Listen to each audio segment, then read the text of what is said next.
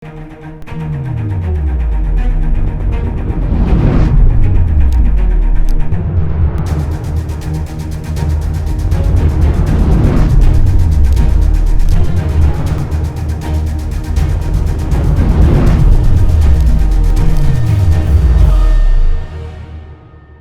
आज दर्शक, आजको जनता जान्न चाहन्छन् कार्यक्रममा हामी समग्र देशको विकास र समृद्धिको बारेमा, बजेटको बारेमा तपाईहरुसँग सीधा संवादमा छौं र सातवटै प्रदेशमा आज बजेट आएको छ। बजेट केमा केन्द्रित छ त? कृषिमा, स्वास्थ्यमा, रोजगारीमा र कोरोना रोकथामको लागि, नियन्त्रणको लागि केन्द्रित भएको छ। एक नम्बरदेखि सुदूरपश्चिम प्रदेशसम्मको बजेट हेर्दाखेरि विशेषताहरूको बारेमा आजको कार्यक्रममा हामी विशेष रूपमा गहिरोमा गएर चर्चा गर्दैनौँ। तपाईहरु सबैलाई थाहा छ बजेट आएको छ र बजेटले साँच्चै प्रदेशका जनताहरूको मन जित्न सकेको छ।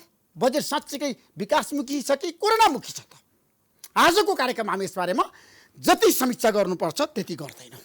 तपाईहरु सबैलाई थाहा छ बजेटको कुरा गर्दाखेरि बागमती प्रदेशको बजेट सबैभन्दा ठूलो आकारको छ। सातवटै प्रदेशको बजेटको समीक्षा गर्दाखेरि यो बजेटको विशेषता, यसको आवश्यकता, औचित्यता, यो बजेटको चाहिँ विशेष फोकस आजको कार्यक्रममा हामी गर्न चाहदैनौँ।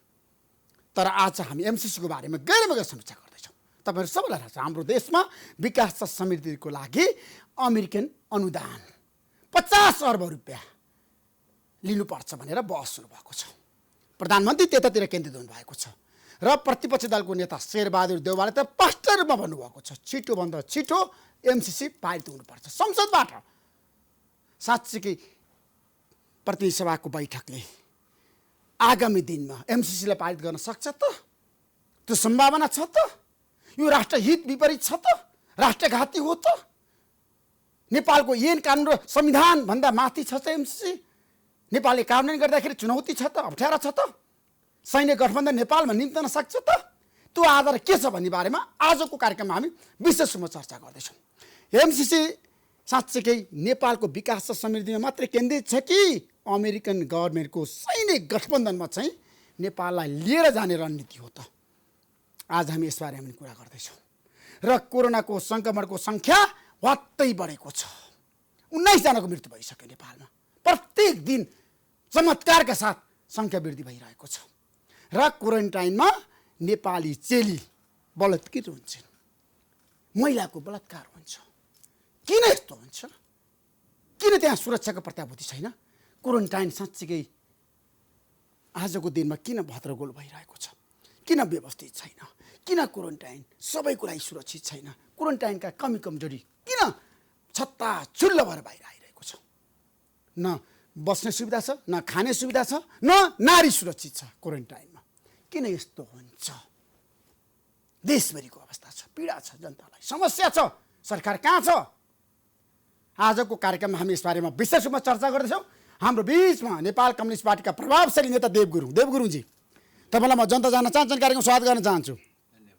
तपाईँको पार्टीभित्र एमसीसीलाई पारित गर्नुपर्छ भन्ने पक्षमा जनमत बढेको हो। अब यो आजको आवश्यकता हो राष्ट्रको विकास समृद्धिको लागि? होइन, बढेको नबढेको भन्ने प्रश्न भन्दा पनि अहिले पार्टीमा छलफलकै प्रक्रियामा रहेको विषय होइन। शीर्ष नेताहरूको मत त तपाईँलाई थाहा छ, बाहिर आइसकेको छ नि त। प्रधानमन्त्रीले भन्नुभएको छ, परराष्ट्र मन्त्रीले भन्नुभएको छ, अर्थमन्त्रीले भन्नुभएको छ जसरी पारित गर्नुपर्छ। संसदमा भएको एमसीसीलाई अनुमोदन गराउनुपर्छ। होइन, यो प्रस्ताव त अगाडि बढाउनुपर्छ। सरकारले सभामुखले भनिसक्नु। सरकारमा भएका मन्त्रीहरूले भन्ने कुरा एउटा कुरा हो, अहिलेको कुरा होइन, पोहोर सालदेखि नै भन्दै आइरहनु भएको विषय हो। नयाँ विषय परेन चाहिँ यो चिन्ता। किन नयाँ विषय होइन देवजी? होइन, यो त पोहोर साल अर्थमन्त्रीले भन्नुभएको छ यो अनुदान पारित भएन भने अमेरिकासँगको सम्बन्ध बिग्रिन्छ। होइन, पोहोर सालदेखि भन्दै आइरहेको कुरा हो नि, त्यो त कुनै नयाँ नौलो तर्क त होइन नि, त्यो त पहिलेदेखि नै। तर अहिलेको सरकारको अर्थमन्त्री भनेको कुरा तपाईँ अहिलेको सरकार त्यही त सरकारको सन्दर्भमा भन्ने कुरा, सरकार एउटा चाहिँ पुरानो सरकारले सम्झौता गरेका जिम्मेवारीहरू, दायित्वहरूको बारेमा नयाँ सरकारले पनि निरन्तर रूपमा अङ्गीकार गर्नुपर्छ भन्ने क्रममा चाहिँ सरकारमा रहनुभएका मन्त्रीज्यूहरूले भन्ने कुरा एउटा पाटो भए होइन। तर अब यसको राष्ट्रिय स्वाधीनतासँग जोडिएको, गम्भीर परराष्ट्र नीतिसँग जोडिएको गम्भीर प्रकारका विषयहरू भएको हुनाले यो विषय चाहिँ के हुन्छ त भन्दाखेरि वैचारिक रूपले नीतिगत रूपले समग्र पाटोबाट हेर्नुपर्ने भाव हुनाले पार्टीहरूमा छलफलको विषय बन्छ, छलफल चलिरहेको छ, कुराकानी चलिरहेको छ। प्रधानमन्त्रीज्यू आफैले भन्नुभएको छ पार्टीको निर्णय अनुसार नै अगाडि बढ्ने हो भनेर भनिरहनु भएको छ। त्यसकारणले उपयुक्त समयमा पार्टीको बैठक बसेर पार्टीमै आवश्यक छैन। स्थायी समितिको, केन्द्रीय समितिको, सचिवालयको बैठक बारेमा तपाईको पार्टीभित्र तीव्र विवाद छ देवजी। अब बैठक बस्न नसकेको रहेछ भने पनि कुनै न कुनै समयमा त बस्छ, चाहिँ ढिलो भयो होला हैन, तर पनि त चाहिँ फेरि चाहिँ जहिले भए पनि फेरि पार्टीको बैठक बसेरै निर्णय गरेर अगाडि बढ्ने प्रक्रिया हो भन्ने लाग्छ। पार्टीको निर्णय भन्दा, पार्टीको चाहिँ मान्यता भन्दा दायाँ बायाँ ढङ्गले जाने कुरा चाहिँ सायद हैन। बैठक नबसी यसलाई अगाडि बढाउन सकिदैन, संसदले अगाडि बढाउन सक्दैन, सभामुखले अगाडि बढाउन सक्दैन। यो त मैले पार्टीगणलाई उहाँको भूमिका हुन सक्दैन सभामुखको। हैन, यो त चाहिँ मल्टी पार्टी डेमोक्रेसीमा मल्टी पार्टी डेमोक्रेसीकै मान्यता अनुसार अगाडि बढ्ने कुरा हो हैन। र मल्टी पार्टी डेमोक्रेसीको मान्यता भन्दा प्रतिकूल ढङ्गले अगाडि बढ्न सकिने विषय परेन। प्रधानमन्त्री शक्तिशाली हुन्छ नि हाम्रो देशमा पार्लियामेन्ट सिस्टममा। प्रधानमन्त्री जे भने त्यही हुन्छ हैन। प्रधानमन्त्री स्वयं पार्टीबाट निर्वाचित न हो, पार्टीबाट निर्वाचित न हो, पार्टीले निर्वाचन गरेर निर्वाचन भएको कुरा हो। बेस त पार्टी नै हो। त्यसकारणले वैचारिक प्रश्नहरूको बारेमा, नीतिगत प्रश्नहरूको बारेमा तपाईँ पार्लियामेन्ट्री डेमोक्रेसीमा जुनसुकै मुलुकमा किन नहोस्, पार्लियामेन्ट्री डेमोक्रेसीमा तपाईँको पार्टीको विचार नीति निर्देशनको आधारमै अगाडि बढ्ने कुरा हो। कार्यान्वयन गर्ने पाटोको बारेमा कार्यकारी भूमिका चाहिँ तपाईँको प्रधानमन्त्रीको हुन्छ। त्यसमा संविधानले अङ्गीकार गरेका छ, कानुनहरूले अङ्गीकार गरेको विषय पर्यो हैन। तर नीतिगत र वैचारिक र नीतिगत प्रश्नहरूको सन्दर्भमा त पार्टीको निर्देशन, पार्टीको निर्णय नै मतलब वैचारिक र नीतिगत कुरा तपाईँले गरिरहँदाखेरि पार्टीभन्दा प्रधानमन्त्री ठुलो हुन्छ है पार्लियामेन्ट सिस्टममा। अब मैले बुझेको पार्लियामेन्ट सिस्टमको कुरा गरेको। अब यो तपाईँको चाहिँ आफ्नो बुझाइ एउटा कुरा होला, तर नेपालको संविधानले व्याख्या गरे अनुसार चाहिँ तपाईँको चाहिँ के हुन्छ त भन्दाखेरि प्रधानमन्त्री निर्वाचन नै तपाईँको पार्टीबाट निर्वाचित हुन्छ, पार्टीको प्रक्रियाबाट अगाडि बढ्या हुन्छ, पार्टीको टिकटको आधारमा निर्वाचन हुन्छ। के अरे निर्वाचित सदस्यहरूको मध्येबाट चाहिँ तपाईँको पार्टीको निर्णयको आधारबाट चाहिँ दलमा जान्छ, के अरे संसदीय दलबाट चाहिँ निर्वाचित हुन्छ हैन। पार्टीको प्रस्ताव अनुसार संसदीय दलबाट निर्वाचित हुन्छ। संसदीय दलबाट निर्णय भइसकेपछि कार्यान्वयन गर्ने प्रक्रियामा अगाडि बढ्छ र चाहिँ प्रधानमन्त्री चयन हुन्छ। त्यस कारणले गर्दाखेरि यो प्रक्रिया चाहिँ तपाईँको दलीय प्रणालीको जो फन्डामेन्टल प्रिन्सिपलको कुरा हो, त्यो फन्डामेन्टल प्रिन्सिपल भन्दा चाहिँ तपाईँको बाहिर चाहिँ हुँदैन। हैन, तपाईँले बुझेको दलीय सिस्टमको कुरा गर्न देवजी, हाम्रो देशमा प्रधानमन्त्री भनेको देश र जनताको लागि हो, पार्टीभन्दा माथि हुन्छ प्रधानमन्त्रीको भूमिका। त्यो कुरा मान्न तपाईँ तयार हुनुपर्छ क्या। अब यो यस्तो हो, तपाईँको यसको भूमिकाको पार्टको बारेमा नेपाल कम्युनिस्ट पार्टीको मात्र प्रधानमन्त्री होइन, केपी शर्मा ओली भनेको यो देशको प्रधानमन्त्री हो। सरकारको राज्यको चाहिँ तपाईँको राज्यको नेतृत्व गर्ने, सरकारको नेतृत्व गर्ने प्रमुख हो हैन। सरकार नै तपाईँको चाहिँ कसरी गठन हुन्छ त भन्दाखेरि मल्टी पार्टी डेमोक्रेसीमा पार्टीहरूको बेसमा सरकार निर्वाचन हुन्छ, सरकार निर्वाचित हुन्छ। त्यसकारणले बेस त चाहिँ पार्टीहरू हो नि त हैन। बेस त पार्टी होला, तर पार्टीले प्रधानमन्त्री बनाइसकेपछि त्यही कुरा मानिहाल्नुपर्छ, मान्नुपर्ने बाध्यता छैन नि त प्रधानमन्त्रीलाई त। अब पार्टीको कुरा मान्ने नमान्ने कुरा उहाँको कुरा हो हैन। तर चाहिँ सिस्टम के हो त भन्दाखेरि, सिस्टम चाहिँ के हुन्छ त भन्दाखेरि पार्टीको निर्णय, पार्टीले नीतिगत प्रश्नहरू सबै विषयको बारेमा मैले भनिरहेको छैन। डे टु डे एडमिनिस्ट्रेसनको बारेमा, डेभलपमेन्ट कुराहरूको बारेमा सबै कुराको अथोरिटी चाहिँ तपाईँको सरकारलाई हुन्छ, सरकारलाई कार्यान्वयन गर्ने स्वतन्त्रता हुन्छ। तर राष्ट्रिय सार्वभौमसत्तासँग जोडिएका विषयहरूको बारेमा, स्वाधीनता सुरक्षासँग जोडिएका विषयहरूको बारेमा, सिमानासँग जोडिएका विषयहरूको बारेमा, गम्भीर प्रकारका प्राकृतिक स्रोत साधनसँग जोडिएका विषयहरूको बारेमा, आधारभूत मूल्य मान्यतासँग जोडिएका विषयहरूको, नीतिगत विषयहरूको बारेमा के हुन्छ त भन्दाखेरि मल्टी पार्टी सिस्टममा तपाईँको पहिले पनि के अरे एक प्रकारले के अरे 47 सालमा चाहिँ जुन प्रकारको सिस्टम चाहिँ सुरु भएको थियो त्यो बेलामा, त्यही बेलादेखिको अहिलेसम्म हिस्ट्री हेरौँ हैन। र यसरी हेर्दाखेरि हामी प्र्याक्टिसमा पनि के देख्छौँ र अरू मुलुकहरूको प्र्याक्टिसमा पनि के देख्छौँ त भन्दाखेरि निश्चय पनि कार्यान्वयन गर्ने पाटोको बारेमा प्रधानमन्त्री प्रमुख हुन्छ, तर नीति निर्माणको तहमा चाहिँ वैचारिक रूपले नीति निर्माणको तहमा पार्टीको निर्णय नै सर्वेसर्वा हुन्छ। होइन, तपाईँले भन्नु राष्ट्रियताको बारेमा, राष्ट्रिय स्वाधीनताको बारेमा प्रधानमन्त्रीले पार्टीको कुरा मान्नुपर्छ भने तपाईँले भन्नुभयो। एमसीसी चाहिँ राष्ट्रघाती हो त? राष्ट्र विरोधी हो त। अब एमसीसीको बारेमा पहिलो कुरा त मैले भनिरहेको छु कि एमसीसीको बारेमा अहिले पार्टीमा छलफलको रूपमा रहेको छ। किन त भन्दाखेरि एमसीसीको बारेमा किन छलफलको विषय बन्न पुग्यो त भन्दाखेरि एमसीसीको बारेमा तपाईँको अमेरिकाले सम्झौता पछाडि चाहिँ तपाईँको 2017मा चाहिँ सम्झौता भयो हैन। 2019मा आएर चाहिँ उसले के घोषणा गर्यो त भन्दाखेरि एमसीसी चाहिँ इन्डो पेसिफिकको स्ट्राटेजिक पार्टनरसिपको पार्ट हो भनेर, अङ्ग हो भनेर चाहिँ उसले जो घोषणा गर्यो र त्यो घोषणाले गर्दाखेरि के भयो त्यो घोषणा तपाईँको अमेरिकाको स्टेट डिपार्टमेन्टले निकालेको चाहिँ जुन 1 तारिक 2019को जुन 1 तारिकको चाहिँ तपाईँको चाहिँ घोषणापत्रमा त्यो प्रष्ट शब्दमा उल्लेख गरेको छ। 36 नम्बर पेजमा चाहिँ त्यो उल्लेख गरेको छ। अथवा घोषणा हामीले मान्नुपर्छ भन्ने छैन नि। एमसीसी त नेपालको विकास र समृद्धिको लागि हो नि त देवजी। तपाईँको सम्झौताको पार्ट चाहिँ अमेरिका हो कि होइन? सम्झौताको बारेमा बोल्ने अधिकार कहाँबाट हुन्छ त चाहिँ? सम्झौताको पार्टमा सम्झौतामा जति सहमति भएको छ त्योभन्दा बाहिर त जान पाउँदैन त चाहिँ। सम्झौताको पार्ट भन्दा चाहिँ बुदामा तपाईले भन्नु सैन्य गठबन्धनमा नेपालको संलग्नता हुनुपर्छ, सहभागिता हुनुपर्छ भने कहाँ लेखेको छ? पहिलो कुरा त्यसको पृष्ठभूमिमा तपाईँको चाहिँ के त भन्दाखेरि यो सैन्य गठबन्धनको आइपीएसको पार्ट हो भनेर उनीहरूले घोषणा गरेको छ। पहिलो कुरा त्यो हैन। दोस्रो कुरा के हो त भन्दाखेरि चाहिँ तपाईँको चाहिँ एमसीसी चाहिँ इन्डो पेसिफिकको पार्ट हो भनेर भनिसकेपछि हैन, सैन्य गठबन्धनको पार्टको रूपमा चाहिँ उसले अंगीकार गरिसकेपछि उसँग चाहिँ तपाईँको प्रश्न गर्नुपर्ने। तर यो अनुदानमा एमसीसीको कुरा गर्दाखेरि कहाँ चाहिँ त्यसको चाहिँ सम्बन्ध रहन्छ? सैन्य गठबन्धनको पार्ट भनेर सैन्य गठबन्धनको सम्बन्ध चाहिँ तपाईँको सेनाको भूमिका हुन्छ कि हुँदैन भन्ने कुरा चाहिँ त्यसो भने पहिलो कुरा चाहिँ पार्लिमेन्टबाट अनुमोदन गर्नका लागि चाहिँ नेपालको संविधानले के भन्छ त भन्दाखेरि चाहिँ सन्धि सम्झौता के अरे शान्ति र मैत्री सम्बन्धी सम्झौता चाहिँ पार्लिमेन्टबाट अनुमोदन गर्नुपर्छ। सुरक्षा सम्बन्धी चाहिँ मामला पार्लिमेन्टबाट अनुमोदन गर्नुपर्छ। सिमाना सम्बन्धी मामला पार्लिमेन्टबाट अनुमोदन गर्नुपर्छ। प्राकृतिक स्रोत साधन सम्बन्धी मामला पार्लिमेन्टबाट अनुमोदन गर्नुपर्छ। त्यो बाहेक चाहिँ अरू मुद्दाको बारेमा पार्लिमेन्टबाट अनुमोदन गर्ने प्र्याक्टिस त छैन त चाहिँ। आर्थिक परियोजना सम्बन्धी सम्झौताहरू हो भने आर्थिक परियोजना सम्बन्धी सम्झौताहरू 50औं वटा चाहिँ तपाईँको थुप्रै मुलुकसँग सम्झौता भएको चाहिँ छ। अहिलेसम्म कुनै पनि आर्थिक परियोजना सम्बन्धी सम्झौता पार्लिमेन्टबाट अनुमोदन भएको छैन। एकातर्फ चाहिँ तपाईँको चाहिँ के अरे इन्डो पेसिफिकको पार्ट हो भनेर भन्ने, अर्कोतर्फ पार्लिमेन्टबाट अनुमोदन गर्नुपर्छ भनेर भन्ने, यो दुईटा कुरालाई चाहिँ एक ठाउँमा जोडेर हेरौँ त हैन। त्यस कारणले गर्दाखेरि चाहिँ तपाईँको चाहिँ यदि चाहिँ आर्थिक परियोजना मात्रै हो भने विगत कालमा आर्थिक परियोजना हो आर्थिक परियोजना हो भने पार्लिमेन्टबाट किन अनुमोदन गर्नु पर्यो त? तपाईहरुले किन अनुमोदन गर्दै हुनुहुन्छ त? जनता जान्न चाहन्छन् हैन। त्यही त यही विषयमा बहस छलफल चलिरहेको छ त। पार्लिमेन्टबाट अनुमोदन गर्ने चाहिँ आर्थिक परियोजना हो भने पार्लिमेन्टबाट अनुमोदन गर्नु भने कुनै पनि आधार देखिँदैन चाहिँ। त्यसो पार्लिमेन्टबाट अनुमोदन नगरे हुन्छ नि? तपाईले भन्नु पर्यो त अमेरिकालाई। त्यो त अमेरिकासँग त्यो त वार्ता गर्नु पर्यो। वार्ता गरेर कुराकानी गरेर चाहिँ अमेरिकासँग कुराकानी गरेर चाहिँ तपाईको पार्लिमेन्टबाट अनुमोदन गर्ने कुरा सम्झौतामा पनि छैन। त्यो कुरा उल्लेख छैन। लेखा छ के त भन्दा सम्झौतामा चाहिँ तपाईको चाहिँ अमेरिकाले पत्रचार गरेका विषयहरू चाहिँ तपाईको के हुने त भन्दा सम्झौताको अङ्ग हुने भनेर भनेको छ। अमेरिकाले पत्रचार गर्यो, तपाईँ सम्झौता गरेको 1 वर्ष पछाडि चाहिँ तपाईँको एउटा पत्र लेखेर चाहिँ यो पार्लिमेन्टबाट अनुमोदन गरिदिनु पर्यो भनेर भन्यो हैन। त्यो कुरा चाहिँ त उसले मनपरी ढङ्गले जतिखेर जे मन लाग्छ त्यो कुरा पत्रचार गरेन। अहिलेसम्म 16 वटा पत्रचार गरिसक्नु भएको छ उहाँहरूले चाहिँ मनपरी ढङ्गले संशोधन त्यो अनुदान त नेपाल र नेपालीको लागि दिएको हो नि त अमेरिकाले त।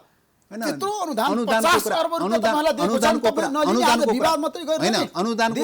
अनुदानको कुरा विकास विरोधी नेता हो हैन। कसरी विकासको प्रश्नसँग कसरी जोडियो यो विषय? स्वाधीनताको प्रश्नको बारेमा बहस चलिरहेछ। स्वाधीनताको प्रश्न हुन्छ यो। स्वाधीनताको प्रश्न किन नहुने? तपाईं जस्टिफाई गर्नु जनता जान्न चाहन्छ बताउनुस् न तपाईँ। पहिलो शर्त चाहिँ तपाईको सुरक्षासँग के अरे भन्दाखेरि चाहिँ तपाईको आर्थिक परियोजना हैन पार्लिमेन्टबाट अनुमोदन गर्ने खालको जो मोडेलबाट लगिरहेको छ त्यसले के देखाउँछ त भन्दाखेरि यो सुरक्षासँग रिलेटेड छ भन्ने कुरा देखाउँछ। यो कुराले पुष्टि गर्छ। कहाँ छ सुरक्षासँग यसको सम्बन्ध? मलाई बताउनुस् ठ्याक्कै। संविधानले के भन्छ त भन्दाखेरि पार्लिमेन्टबाट अनुमोदन गर्ने 4 वटा विषय मात्रै पार्लिमेन्टबाट अनुमोदन गर्ने हो। सुरक्षासँग जोडिएको विषय, सीमानासँग जोडिएको विषय, अमेरिकासँग सिमाना जोड्ने कुरो भएन, त्यो कल्पना गर्ने कुरो भएन। र शान्ति र मैत्री सम्बन्ध हो भने दुईटा राज्यको बीचमा हुन्छ। तपाईँ एमसीसी भनेको त प्राइभेट के अरे कम्पनी हो चाहिँ। एउटा कम्पनीसँग चाहिँ गरेको सम्झौता शान्ति र मैत्रीसँग जोडिएको विषय परेन चाहिँ हैन। प्राकृतिक स्रोत साधनको बाँडफाँडको विषय होइन भनेपछि यो सुरक्षासँग नजोडी के हो त चाहिँ हैन। त्यस कारणले गर्दाखेरि मैले भनेका छन् काङ्ग्रेस सभापति शेरबहादुर देउवाले, रामशरण महतले, सबैले, प्रकाश चन्द्र लोनले, कमल थापाले, तपाईँको पार्टीका शीर्ष नेताहरूले, अर्थमन्त्रीले, परराष्ट्र मन्त्री प्रदीप गोयलले, प्रधानमन्त्रीले यसको सैन्य गठबन्धनसँग कुनै सम्बन्ध छैन भने इतिवृत्तान्त बताइरहँदाखेरि तपाईँहरू अविश्वास गरिरहनु। त्यो कुरा हामीले भन्ने होइन, त्यो कुरा हामीले भन्ने होइन, त्यो कुरा अमेरिकाले क्लियर गर्नु पर्यो। होइन भने किन इन्डो पेसिफिकको पार्ट हो भनेर किन भनियो त, किन घोषणा गरियो त? नेपाललाई इन्डो पेसिफिकको पार्ट हो त। अब अनुदान दिनका लागि चाहिँ तपाईँको सैन्य गठबन्धनमा प्रवेश गर्नुपर्ने नेपाल, अनुदान लिनलाई सैन्य गठबन्धनमा प्रवेश गर्नुपर्ने, अमेरिकाको सैन्य गठबन्धनमा प्रवेश गर्नुपर्ने होइन।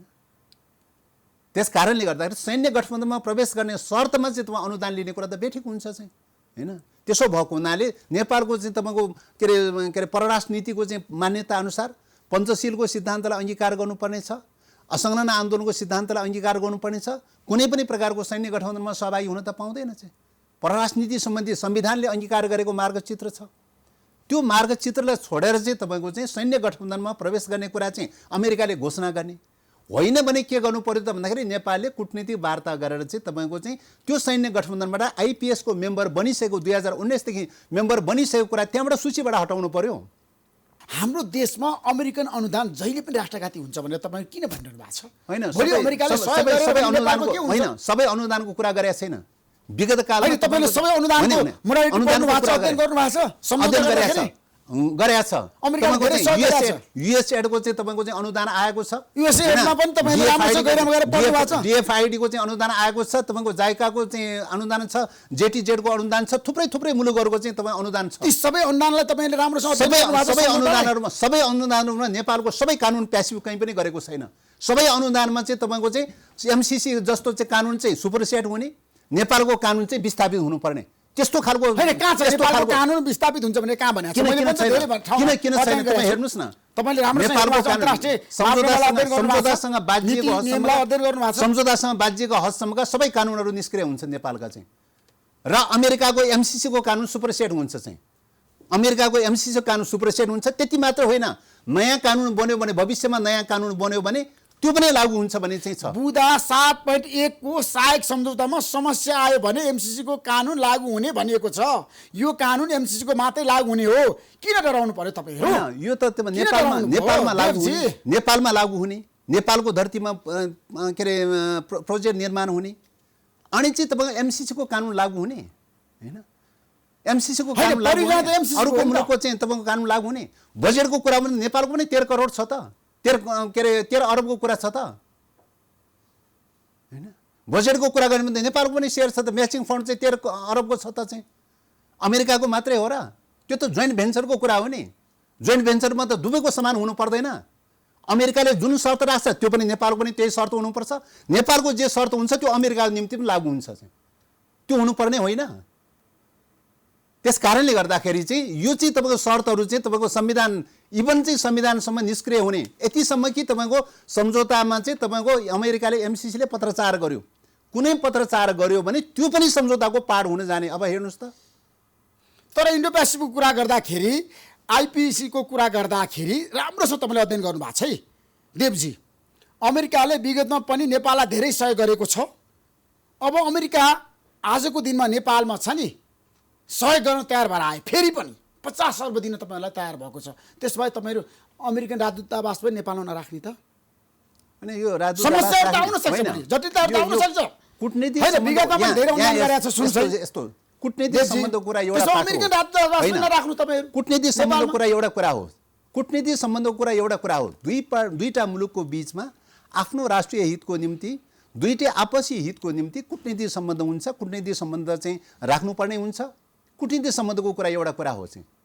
कूटनीतिक सम्बन्धको नाममा चाहिँ तपाईँको असमान शर्तमा चाहिँ छिराउने कुरा चाहिँ त्यो त कुनै पनि मुलुकको निम्ति हितमा त हुँदैन त। त्यो समानतामा लान किन तयारी भएन? नेपाललाई जुन शर्त राखेको छ त्यो अमेरिकाको निम्ति किन लागू हुँदैन चाहिँ? अमेरिकाको निम्ति जुन शर्त राखेको छ त्यो नेपालको निम्ति किन हुँदैन चाहिँ? किन समानतामा हुँदैन चाहिँ? असमान किन चाहिँ? तपाईँ 18वटा 19वटा शर्तहरू थुपारेको छ।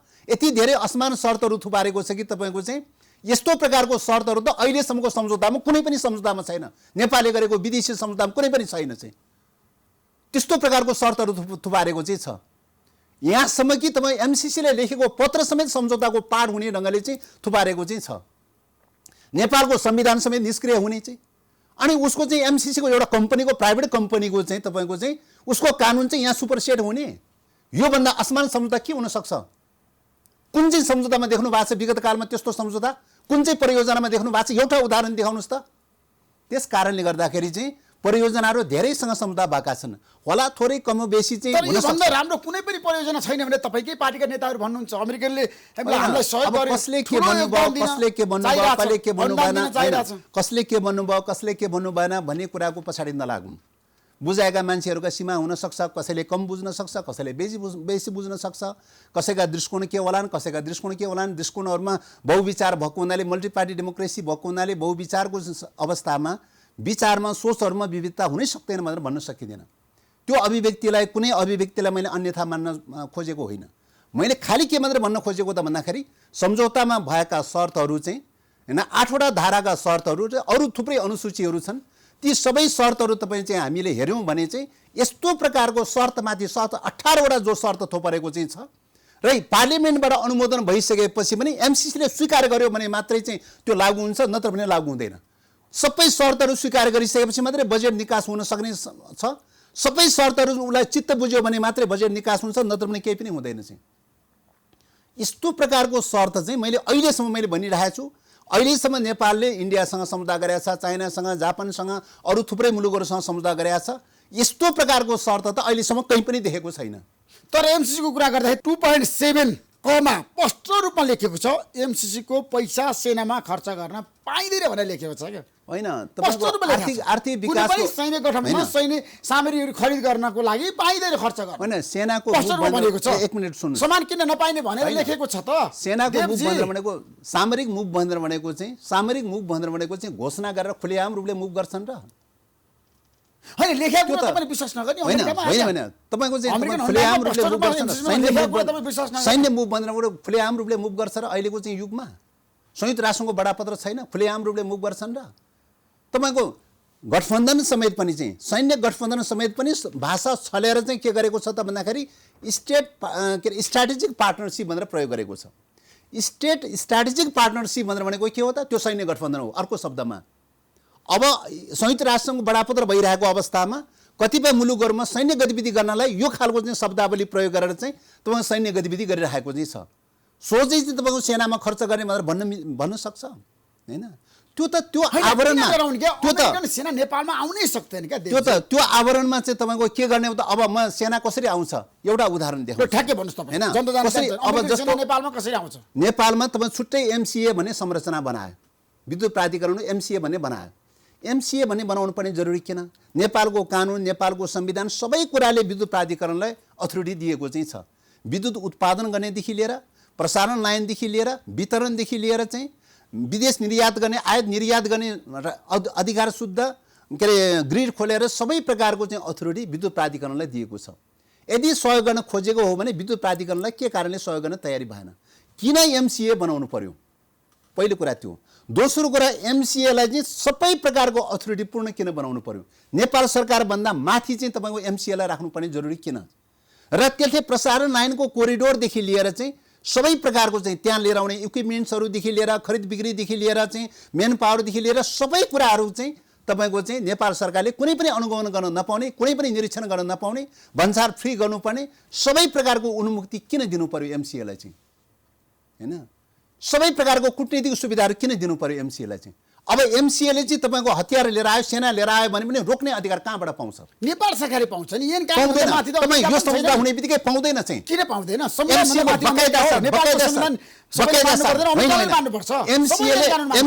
एमसिएले चाहिँ मैले चाहिँ यो एमसिसीको लागि चाहिँ यो प्रोजेक्टको लागि चाहिँ इक्विपमेन्ट्स लिएर आएको म देखाउन तयार छैन, त्यो सम्झौता देखाइदिन्छ।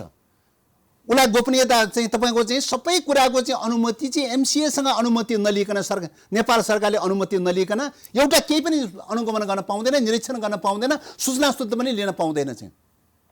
भन्सारबाट के लिएर आएको छ, यातायातबाट के अरे सिमाना पार गरेर के लिएर आएको छ त्यो पनि चेक गर्ने अधिकार हुँदैन नेपाललाई चाहिँ। किन हुँदैन?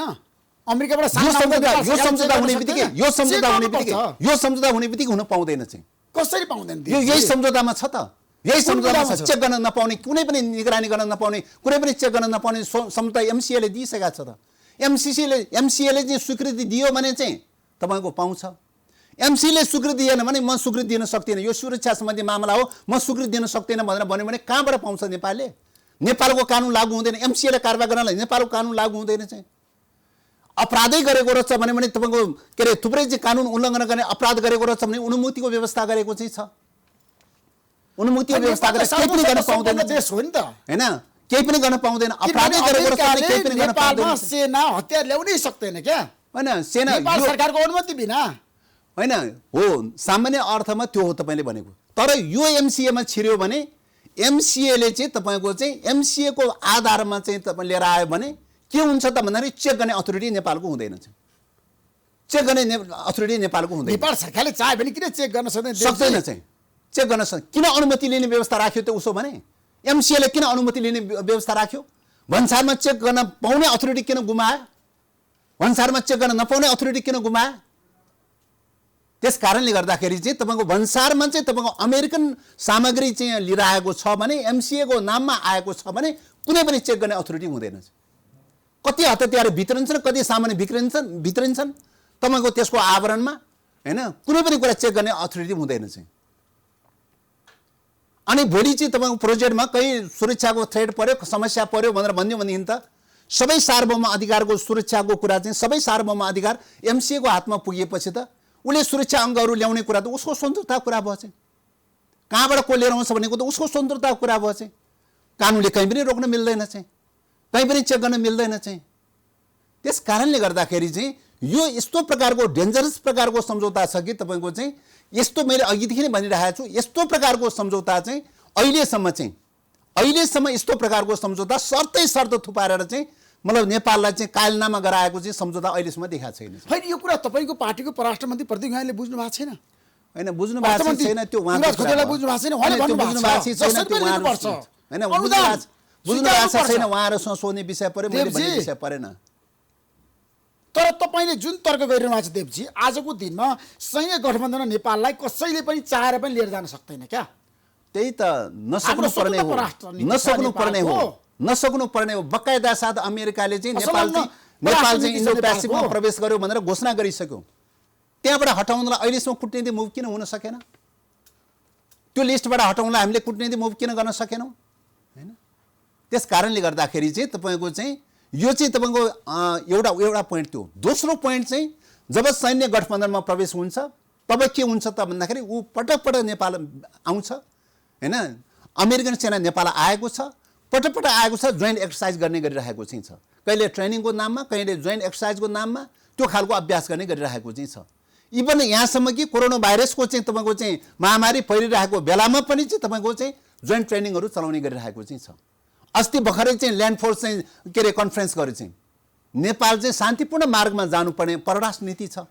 परराष्ट्र नीति शान्तिपूर्ण रूपले जानुपर्ने अवस्था छ। यो अवस्थामा ल्यान्ड फोर्स राख्ने, नेपालमा ल्यान्ड फोर्स राख्ने विषयमा चाहिँ तपाईँको चाहिँ वार्ता गर्नुपर्ने, संवाद गर्नुपर्ने जरुरी किन चाहिँ हैन? नेपालमा ल्यान्ड फोर्स के को लागि राख्ने चाहिँ, विदेशी ल्यान्ड फोर्स के को लागि राख्ने चाहिँ हैन?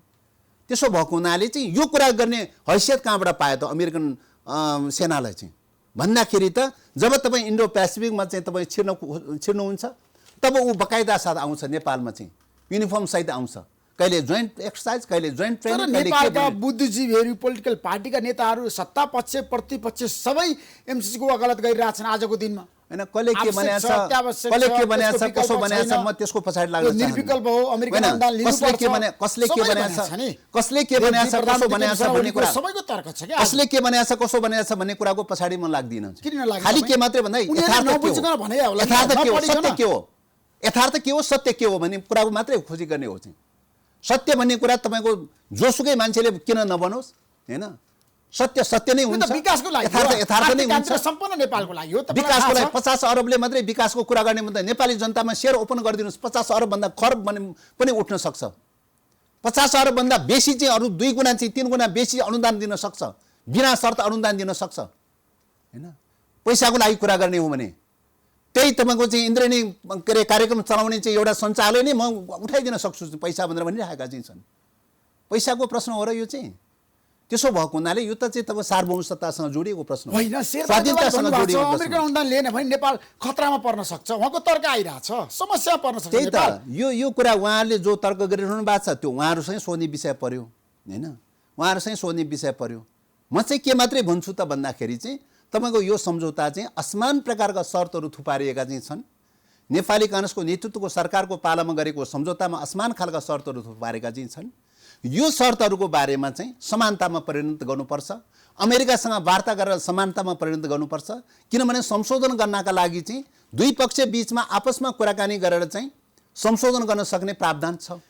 दुई पक्ष वार्ता गरेर मात्रै होइन, तपाईँको एमसिसीले चाहिँ अमेरिकाको तर्फबाट एमसिसीले पत्राचार गर्यो भने त्यो पत्र पनि सम्झौताको पाठ हुन्छ। होइन, यथास्थितिमा प्रधानमन्त्री अगाडि बढाउनु भयो भने, पारित गराउनु भयो भने तपाईँ के गर्नुहुन्छ पार्टीमा? होइन, त्यो हाइपोथेटिकल कुरातर्फ नजाउँ अहिले। होइन, प्रधानमन्त्रीले गर्नु होइन, अहिले पार्टीमा छलफल गरौँला, कुराकानी गरौँला भने संसदमा लिएर जानु भएको छ होइन, त्यो हाइपोथेटिकल कुराको पछाडि नलागौँ, हाइपोथेटिकल कुराको पछाडि नलागौँ चाहिँ सभामुखले लिएर जानु, सरकारको कुरा बोल्छ। सरकारको कुरा सरकारले उत्तरदायी सरकारले निरन्तरता दिन्छु भनेर चाहिँ होइन, प्रधानमन्त्री रोस्टम उभेर भन्नुभयो होइन, सभामुखको कोर्टमा बोल्छ, उहाँले अगाडि बढाउन सक्नुहुन्छ एमसिसी भनेर भन्नुभयो होइन। त्यही त सरकारको उत्तराधिकारीको सरकारको हिसाबले होइन विगत कालमा गरेका एग्रिमेन्टहरू चाहिँ यसलाई कन्टिन्यू दिनुपर्छ भन्ने लागेर चाहिँ सदनमा टेबल गर्छ। अब नेपालको जति पनि एमसिसी को खर्चको कुरा गर्दाखेरि महालेखाले हेर्न पाउँदैन भनिएको छैन, निश्चित रूपले।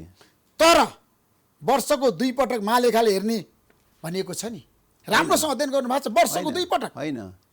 किन आपत्ति? मतलब महालेखाको चाहिँ तपाईँको लेखाको प्रणालीको सन्दर्भमा त्यहाँको चाहिँ तपाईँको चाहिँ कुनै गैर सरकारी संस्था अमेरिकाले एमसिसीले नियुक्ति गरेको संरचनाले मात्रै महालेखा गर्ने खालको व्यवस्था छ होइन। र नेपालले गर्नका लागि चाहिँ तपाईँको एमसिसीको अनुमति नलिकन चाहिँ एमसिएको अनुमति नलिकन तपाईँ केही पनि गर्न पाउनुहुन्न चाहिँ। जस्तो बौद्धिक सम्पत्तिको कुरा गर्नुभएको छ तपाईँहरूले बारम्बार, सुन्नुहोस् है, एमसिसीको नियन्त्रणमा हुन्छ भनेको छ, तर उक्त बौद्धिक सम्पत्ति अमेरिकाले प्रयोग गर्दा नेपालले पनि त प्रयोग गर्न पाउने रहेछ नि त। त्यो कुरा तपाईँ किन भन्नुहुन्न आज? पाउँदैन। नेपालले प्रयोग गर्न नपाउने कुरा कहाँ छ? बौद्धिक सम्पत्तिको कुरा गर्ने हो भने त्यो कुरा त कतै पनि छैन। मैले पनि अध्ययन गरेको छु। बौद्धिक सम्पत्तिको कुरा नेपालको पनि सेयर, नेपालको भूमि हो, नेपालमा प्रोजेक्ट निर्माण हुने हो, नेपालको पनि तपाईँको बजेटमा सेयर भएको हुन्छ। तर बौद्धिक सम्पत्तिको चाहिँ तपाईँको प्रायोरिटी कसको हातमा हुने भयो त भन्दाखेरि एमसिसीको कम्पनीको हातमा हुने भयो होइन।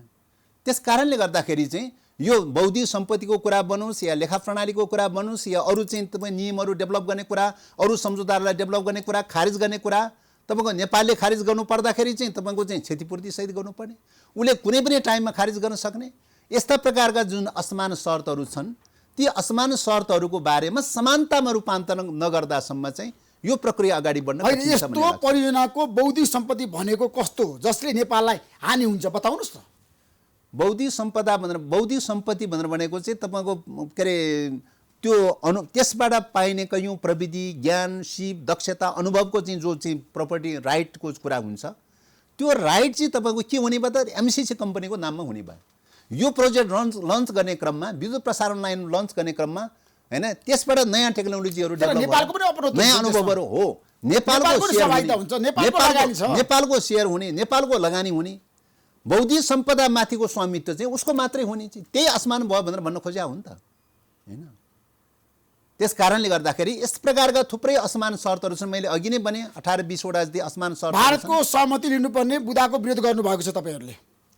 अब भारतको कुरा त तपाईँको अन्तर्देशीय प्रसारण लाइन निर्माणको सम्झौता भारतसँग नेपालको भइसकेको छ नि, यसमा तपाईँको आपत्ति किन? अब यो होइन, यो भारतसँग कुन कुरामा तपाईँले सहमति लिनुपर्छ? अब पहिलो कुरा त भारतको गोरखपुरसम्म प्रसारण लाइन तान्नका लागि चाहिँ तान्ने कुरा गरेका छ गोरखपुरसम्म होइन।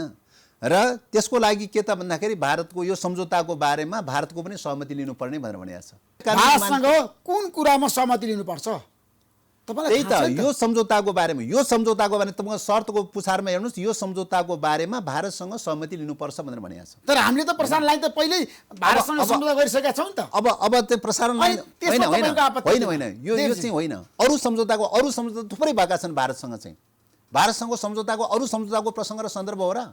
प्रश्न के हो त भन्दाखेरि एमसिसी प्रोजेक्टको बारेमा, प्रसारण लाइन गोरखपुरसम्म प्रसारण लाइन तान्ने लगायतका विषयहरूको बारेमा त्यो भाषाले त के भन्छ त भन्दा एमसिसी सम्झौता नै भारतसँग अनुमति लिनुपर्छ भन्ने देखाउँछ होइन। त्यसैले दुईटा मुलुकको सम्झौता हुने, तेस्रो मुलुकको सहमति लिनुपर्ने, यो अन्तर्राष्ट्रिय कानुन अनुसार सर्वथा मिल्दैन।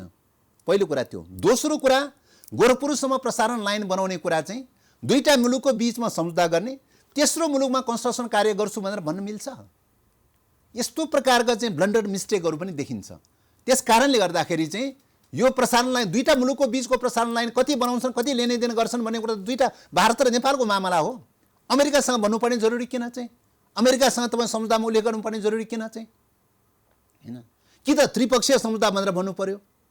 त्रिपक्षीय सम्झौता हो भने ल यो रिजनमा के गर्ने, त्रिपक्षीय सम्झौता हुन सक्ला। तर तपाईँलाई थाहा छ नेपालमा विद्युत उत्पादन एकदम पछिल्लो समय हत्तै बढेको छ। हाम्रो बजार भारत बङ्गलादेश हो, अनि अलिकति चीन हो, अनि नेपालको उत्पादन भएको बिजुली बेच्नु पर्दैन? होइन देवजी, पहिलो कुरा बिजुलीको प्रिन्सिपलको बारेमा, विद्युत उत्पादनको प्रिन्सिपलको बारेमा, त्यसको मार्केटको बारेमा प्रत्येक वर्ष 2 खर्बको बिजुली भारतमा बेच्नु पर्ला, अनि हामीले कसरी दिने? एक मिनेट सुन्नु, प्रसारण लाइन चाहिँदैन त्यसको देवजी? खपतको बारेमा, त्यसको प्रसारण लाइनको बारेमा हो। सैद्धान्तिक रूपले विद्युत व्यापारको विरोध गरेको विषय त होइन। खरिद बिक्री गर्नु हुँदैन भनेर भने त होइन। खरिद बिक्री हुन सक्छ। अनि यो परियोजनाको विरोध गर्ने दुईटा मुलुकको खरिद मामला कसरी हुन सक्छ? दुईटा प्रसारण मुलुकको लाइन मामला जोड्नु पर्दैन भारतसँग हो। नेपालले? प्रसारण लाइन जोड्ने, खरिद बिक्री गोरखपुरसँग? गर्ने हो। प्रसारण लाइन जोड्ने, खरिद बिक्री गर्ने कुरा नेपाल र भारतको बीचको मामला हो। दुईटा मुलुकको बीचको मामला हो। नेपाल र भारतको बीचमा विद्युत व्यापारको लागि चाहिँ एमसिएलाई जिम्मा लगाउनु पर्ने जरुरी किन? एमसिसीएललाई चाहिँ के अरे एमसिसीलाई जिम्मा लगाउनु पर्ने जरुरी किन चाहिँ? हैन, त्यति मात्र होइन। तपाईँको एमसीलाई त के हुन्छ त भन्दाखेरि तपाईँको यो कोरिडोरमा चाहिँ तपाईँको लप्सी फेदीदेखि लिएर रातामाटा अनि डमोली हुँदै बुटोल हुँदै लैजाने भनेर जो भनेको छ, त्योभन्दा उत्तरतर्फका जति पनि विद्युत परियोजनाहरू हुन्छन्, ती सबै विद्युत परियोजनाहरू कोसँग अब चाहिँ पिपिए गर्नुपर्छ त? एमसिए एकाउन्टसँग पिपिए गर्नुपर्छ। एमसिए एकाउन्टसँग पिपिए गर्ने र उसले प्रसारण लाइन सञ्चालन गर्ने भइसकेपछि उसले चाहिँ ग्रिड खोल्छ चाहिँ, उसले ग्रिड खोल्छ, उसले पिपिए गर्छ चाहिँ। अब उसले पिपिए गर्न चाहनेसँग मात्रै प्रोजेक्ट रन हुन्छ। उसले पिपिए गर्न चाहेन भने प्रोजेक्ट, कुनै पनि प्रोजेक्ट रन हुन सक्दैन चाहिँ। टोटल चाहिँ के अरे तामाकोसीदेखि लिएर सुनकोशी, भोटेकोसीदेखि लिएर चाहिँ त्रिशुली, बुढी गण्डकी, मर्स्यादी, सेती, काली गण्डकीसम्मको चाहिँ यो कोरिडोरका बिजुलीहरू चाहिँ तपाईँ के हुन्छ त? एमसिए एकाउन्टसँग एग्रिमेन्ट गर्नुपर्ने हुन्छ, पिपिए गर्नुपर्ने हुन्छ। ग्रिड उसले चलाउँछ, प्रसारण लाइन उसले चलाउँछ, उसले वितरण गर्छ चाहिँ, र इन्डियासँग व्यापार गर्नुपर्ने भन्यो भने एमसिएले वितरण गर्छ। अब नेपालको कानुन अनुसार चाहिँ, नेपालको संविधान अनुसार चाहिँ नेपाल विद्युत प्राधिकरणलाई जुन अथोरिटी छ, त्यो अथोरिटी त टोटल डिफर्म गराइदियो। त्यसो भए म केही समय विश्राम छु, विश्रामपछि पुनः आउनु छ। प्रतीक्षा गर्नुहोस्, कार्यक्रम हेर्दै गर्नुहोस्।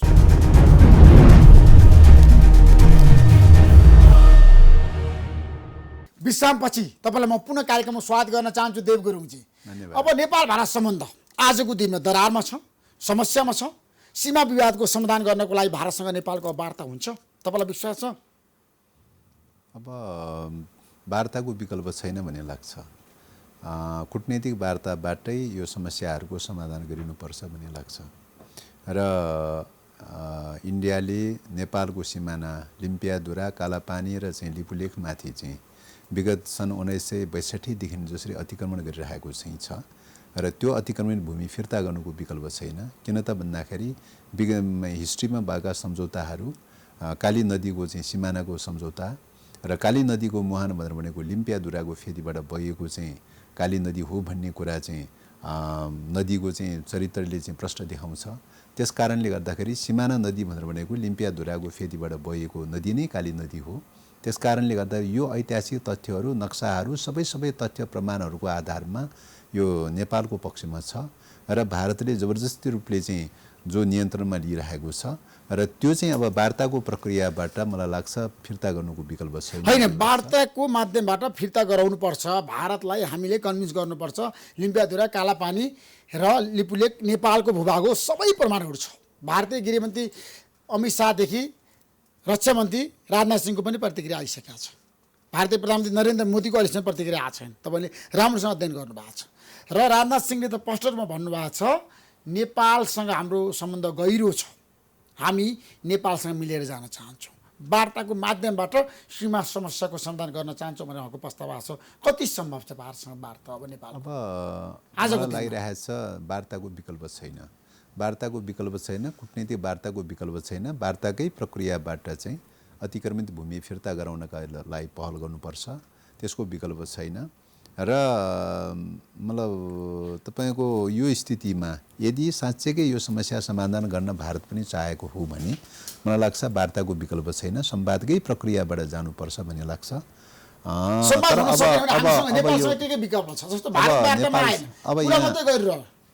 यहाँ दुईटा ट्रेन्ड छ। अब यहाँ हामीले अन्तर्राष्ट्रिय राजनीतिको परिदृश्यमा पनि हेर्नुपर्छ। अन्तर्राष्ट्रिय राजनीतिको परिदृश्यमा हेर्दाखेरि चाहिँ यतिखेर चाहिँ तपाईको सुपर पावरहरूको अस्वस्थ प्रतिस्पर्धा, खास गरिकन इन्डो पेसिफिक स्ट्राटेजिक पार्टनरसिपको चाहिँ मान्यता अनुसार चाहिँ यो एसियामा, त्यसमा पनि यो साउथ एसियामा कहीँ न कहीँ द्वन्द्व मचाउने, कहीँ न कहीँ झडप पैदा गराउने, कहीँ न कहीँ हिंसा पैदा गराउने, कहीँ न कहीँ चाहिँ तपाईको चाहिँ एउटा चाहिँ अस्थिरता र अराजकता पैदा गराएर चाहिँ एक प्रकारले आफ्नो सुपर पावर कायम राख्ने, पश्चिमाहरूको सुपर पावर कायम राख्ने खालको चाहिँ स्ट्राटेजी अन्तर्निहित छ। यो स्ट्राटेजीले के गर्न खोज्छ त भन्दाखेरि एसियाली मुलुकहरूको बिचमा द्वन्द्व मचाउन खोज्छ, विवाद पैदा गराउन खोज्छ, झगडा पैदा गराउन खोज्छ, युद्ध मचाउन खोज्छ चाहिँ। त्यस कारणले गर्दाखेरि चाहिँ यदि यो चिन्तन प्रवृत्तिबाट प्रभावित भयो भने चाहिँ भारतीय शासकहरू यो चिन्तन प्रवृत्तिबाट प्रभावित भयो भने उहाँहरू चाहिँ सायद द्वन्द्व मचाउने दिशातर्फ जान सक्नुहुन्छ, वार्ता होइन द्वन्द्वको दिशातर्फ जान सक्नुहुन्छ।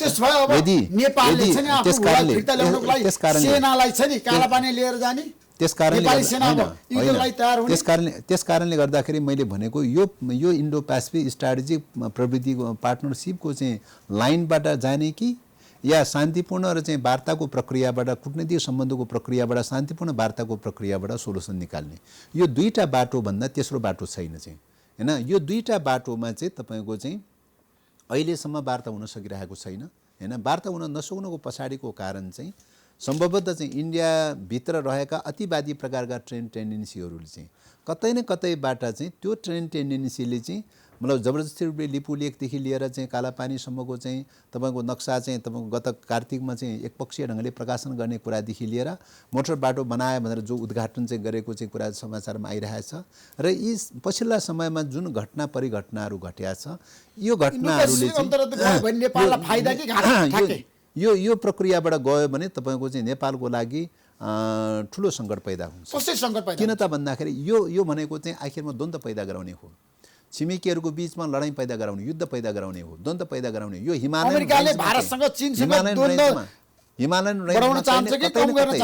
हिमालयन रेन्जमा इन्डिया र चाइनाको बीचमा कहीँ न कहीँ द्वन्द्व मचाउन खोज्दैछ अमेरिकाले, निश्चित रूपले हैन।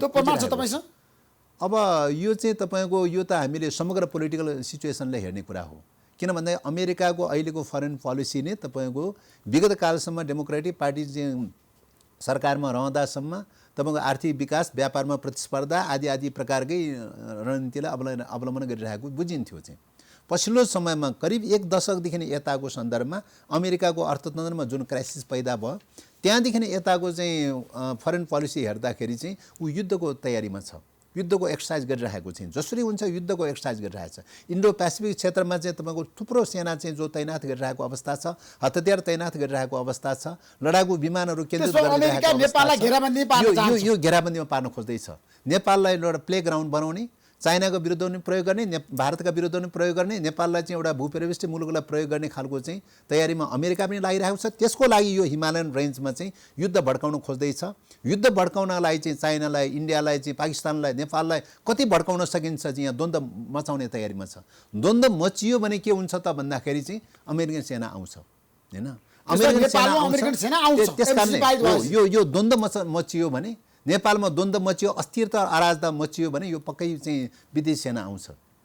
त्यस कारणले गर्दाखेरि उसको स्ट्राटेजी भनेको यतिखेर चाहिँ अस्थिरता पैदा गर्ने, अराजकता पैदा गर्ने एउटा सिस्टम स्थापित भइरहेको अवस्थामा त्यो सिस्टमलाई कमजोर बनाउने, ढाल्ने, लिडरशिप चेन्ज गर्ने, यो सबै अस्थिरता र अराजकता मचाउने नै प्रमुख उद्देश्य हो उनीहरूको।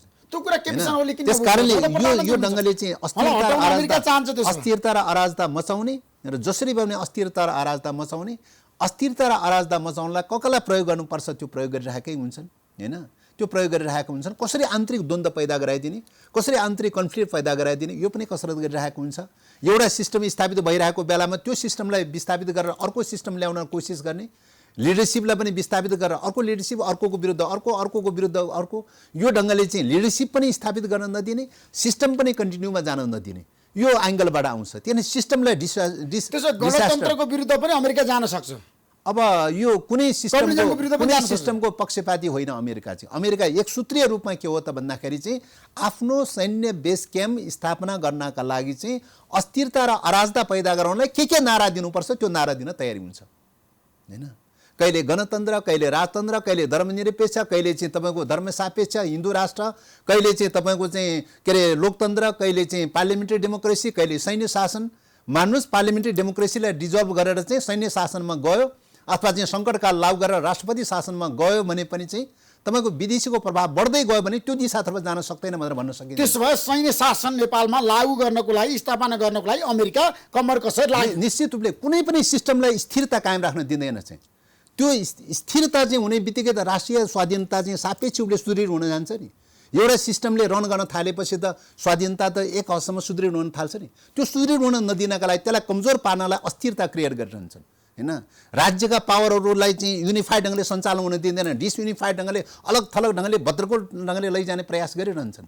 त्यसलाई त्यस्तै गरी छिमेकीहरूसँग कसैसँग मिल्न दिँदैन चाहिँ। त्यसो सेनाले भविष्यमा नेपालमा यो टाइपको अमेरिकाको चाहना अनुसार हो। नेपालमा तपाईँको यदि हामी चाहिँ देशभक्ति भावनाबाट, राष्ट्रवादी भावनाबाट स्वाधीनता कायम राख्नुपर्छ भन्ने भावनाबाट चाहिँ गएर नेपाली आफैले निर्णय गरेर अगाडि बढ्नुपर्छ भन्ने मान्यताबाट चाहिँ हामी चल्न थाल्यौँ, त्यसको लागि राष्ट्रिय सहमति गर्दै गर्दै जान थाल्यौँ भने चाहिँ कुनै पनि ताकतले नेपाललाई केही गर्न सक्दैन चाहिँ।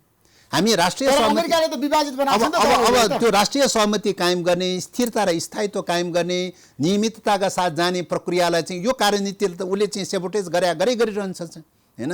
कसैले कहिले कसैलाई उचालेर, कहिले कसैलाई उचालेर, कसैले पदको प्रलोभन दिएर, कहिले पैसाको प्रलोभन दिएर, विभिन्न प्रकारका प्रलोभनहरू, कसैलाई धम्की दिएर, कसैलाई के गरेर विभिन्न प्रकारका डिसास्टरहरू चाहिँ गराएर चाहिँ तपाईँको चाहिँ अस्थिरता क्रिएट गराइरहेका हुन्छन्। त्यस कारणले गर्दाखेरि अस्थिरता बढ्यो भने नेपालमा नेपाली सेनाले साँच्चै कु गर्न सक्छ यो सिस्टममाथि पनि। राष्ट्रपति सिस्टम अब यो चाहिँ तपाईँको यो नर्मली रूपले चाहिँ नेपालको परिस्थिति नर्मली रूपले अहिले जुन सिस्टम इस्टाब्लिस छ त्यो सिस्टम यदि राष्ट्रवादी भावना छ भने, देशभक्ति भावना छ भने यही सिस्टम अहिले कन्टिन्युली रनमा जान्छ हैन। यदि त्यो चाहिँ तपाईँको भावनामा कमजोर पर्न गयो, राष्ट्रवादी भावनामा कमजोर पर्न गयो, देशभक्ति भावनामा कमजोर पर्न गयो, शक्ति राष्ट्रहरूको इसारामा चल्न थाल्यो चाहिँ, शक्ति राष्ट्रहरूको इसारामा नाच्न थाल्यो भने चाहिँ नेपालमा चाहिँ तपाईँको यो सिस्टम भताभुङ पारिदिने, पार्लियामेन्ट्री सिस्टमलाई पनि ध्वस्त पारिदिने, पार्लियामेन्टलाई पनि डिजल्भ गरिदिने चाहिँ, कहिले मध्यावधि भन्ने, कहिले के भन्ने चाहिँ अस्थिरता क्रिएट गर्दै गर्दै गर्दै लगाएर जङ्गी शासनमा लैजाने, एउटा द्वन्द्व हुन्छ, क्रिएट अस्थिरता पैदा हुन्छ, नेपाल स्टेट फेल भयो, असफल भयो भनेर भन्ने, अनि असफल भयो भनेर भनेपछि विदेशी सेनाले टेक ओभर गर्ने, यो वेबाट आउने हो। अफगानिस्तानको मोडलबाट जान सक्छ। त्यस कारणले गर्दाखेरि चाहिँ अहिलेको जोखिम भनेको राष्ट्रियताको मुद्दा नै प्रमुख मुद्दा हो चाहिँ। अहिले च्यालेन्ज भनेको नै त्यही नै हो चाहिँ। नेपालीले, सम्पूर्ण नेपालीले ध्यान दिनुपर्ने विषय भनेको राष्ट्रिय स्वाधीनतामाथि पैदा भएको खतरा नै अहिलेको सबैभन्दा ठुलो च्यालेन्ज हो। जाँदै एमसीसी पारित भयो भने नेपाल अफगानिस्तान हुन सक्छ। बाटो नै त्यही हो चाहिँ। अमेरिकाको मूल बाटो नै त्यही, रणनीतिक बाटो नै त्यही हो। त्यसैको लागि ग्राउन्ड बनाउने हो चाहिँ, पृष्ठभूमि बनाउने हो चाहिँ।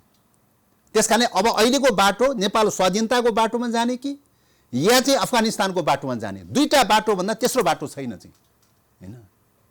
थ्याङ्क यू सो मच देवजी, नमस्कार। धन्यवाद।